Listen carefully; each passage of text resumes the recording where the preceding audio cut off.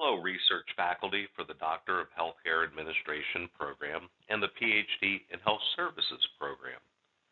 This presentation is aimed at helping faculty understand how to assign term goals that are developed from the program SMART Goal framework.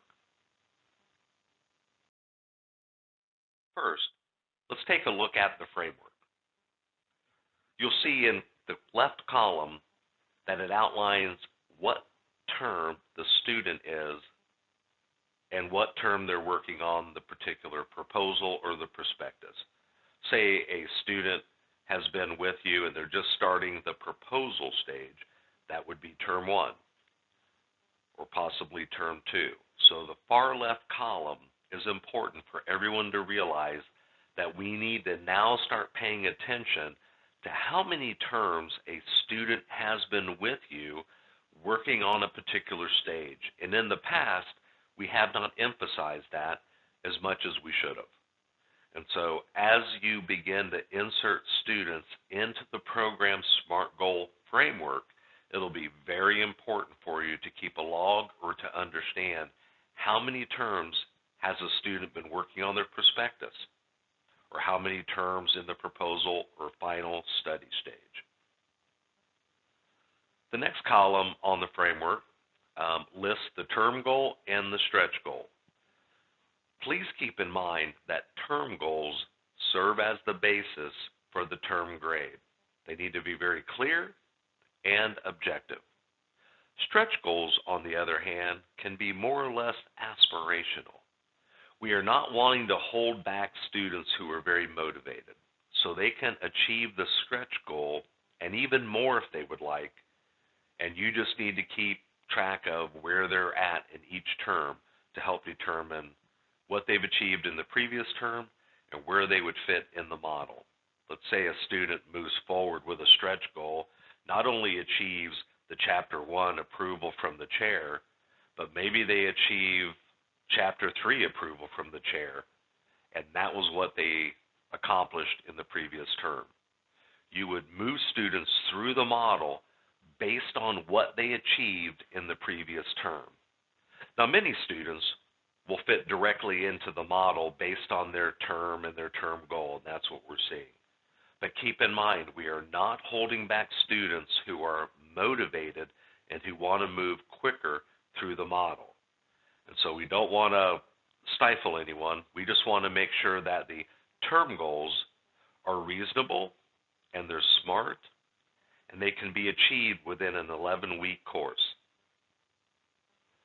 The next column is the actual verbiage that we want chairs to look for and approve on the term plan.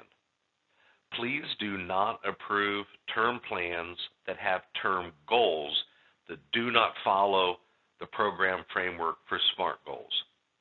There's a very specific reason why we're asking for this, and it's because we are not seeing students develop SMART goals and have them approved that actually are very smart, tangible, and objective.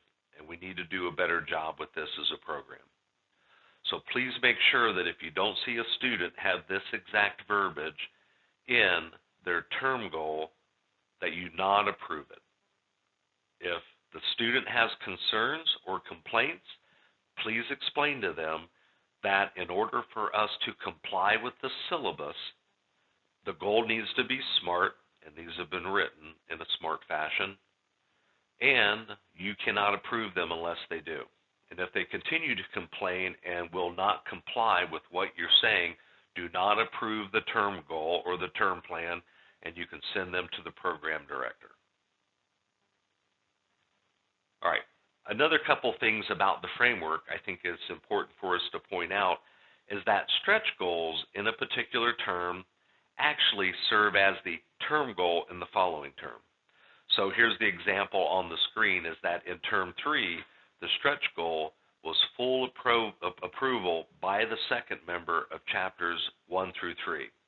If they achieved those or didn't achieve those in term 3, it would not hurt them at all.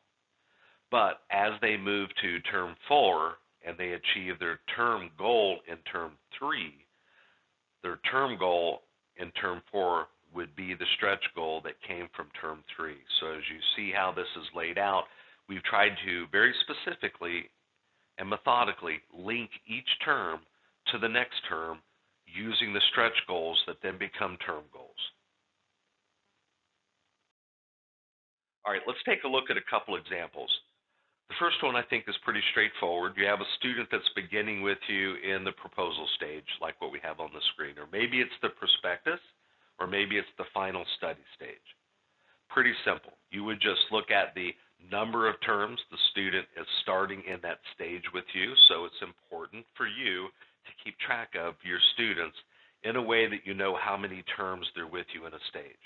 If we don't, it's very easy to allow students to develop term goals or you to approve term goals that stretch out for 8, 9, 10 terms, which would be double the expected time in stage for the proposal. So please understand that is a shift for you, and we understand that. But let's say, for example, a student shows up with you for the first term in the proposal stage.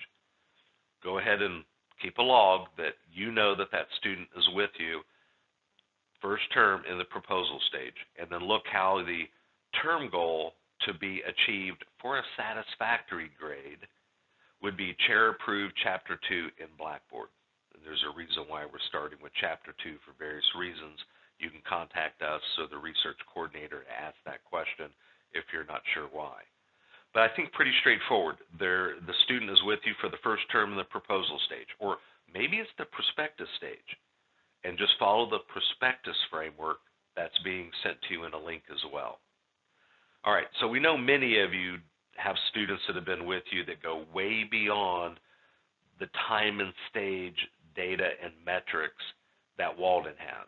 And so we understand that. What we want to do is we would then want to try to understand what the student was working on last term to determine how they get inserted into the model. Once students are inserted into the model, you need to follow that very rigorously, very firmly from term to term. So let's say, for example, a student has been with you for 5 terms, and they're working on getting chapters 1 and 2 approved by you.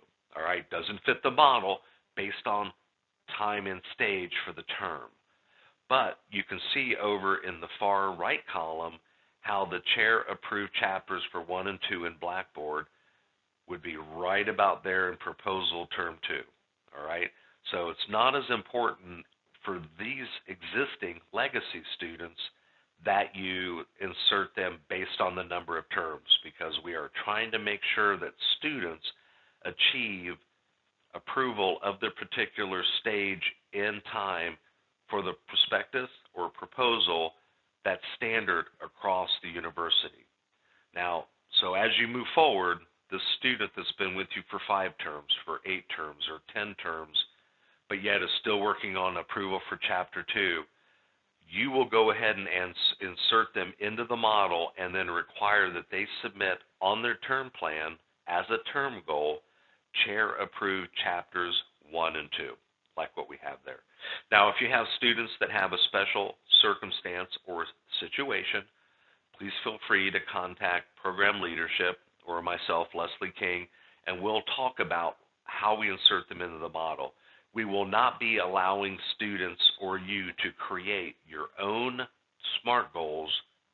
We want to insert students moving forward into the framework so that we have a very measurable and consistent grading scheme across the capstone or the dissertation stage of each program. All right, I hope this was helpful, and please feel free to contact us if you have any questions.